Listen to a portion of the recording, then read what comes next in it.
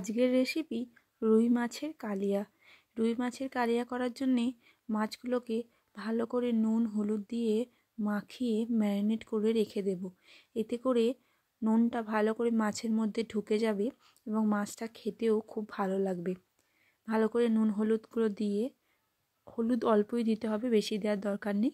খুব ভালো করে প্রত্যেকটা মাছ এপিট ওপিট করে মাখিয়ে ম্যারিনেট করতে রেখে দিতে হবে।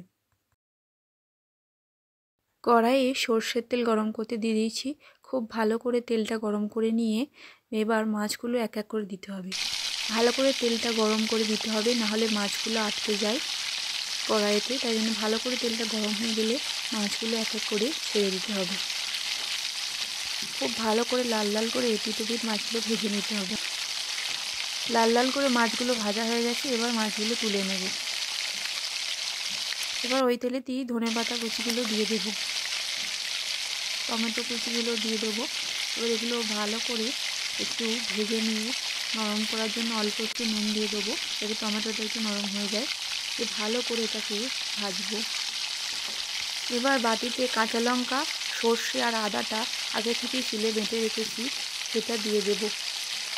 মাছের কালিয়ায় সর্ষে বাটা এবং কাঁচা লঙ্কা অবশ্যই দিতে হবে। হলুদ গুঁড়ো দিয়ে দেবো, তারপর হলুদ গুঁড়ো দিয়ে লঙ্কার গুঁড়োও, লাল লঙ্কার গুঁড়ো দিয়ে দেবো। দিয়ে ভালো করে মশলাটাকে কষিয়ে নেবো। সব মশলাটা যাতে পুড়ে না যায়, অল্প একটু জল দিয়ে দেবো, দিয়ে ভালো করে কষিয়ে নেব। মশলাটা কষানো হয়ে গেলে পরিমাণ মতো জল দিয়ে দেবো, যাতে মাছগুলো একটু ডুবে ডুবে থাকে। দিয়ে জলটা একটু ভালো করে ফুটে এলে গড়গড় করে, তখন মাছগুলোকে পুরো ভালো করে ফুটে গেছে ঝোলটা। এবার মাছগুলো এক এক করে অ্যাড করে দেবো।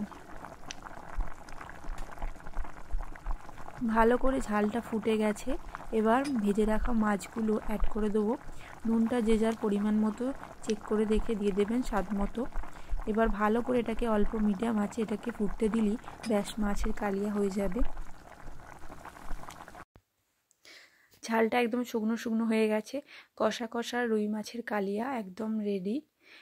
গরম গরম ভাত হাতে রুই মাছের কালিয়া একদম জমে যাবে।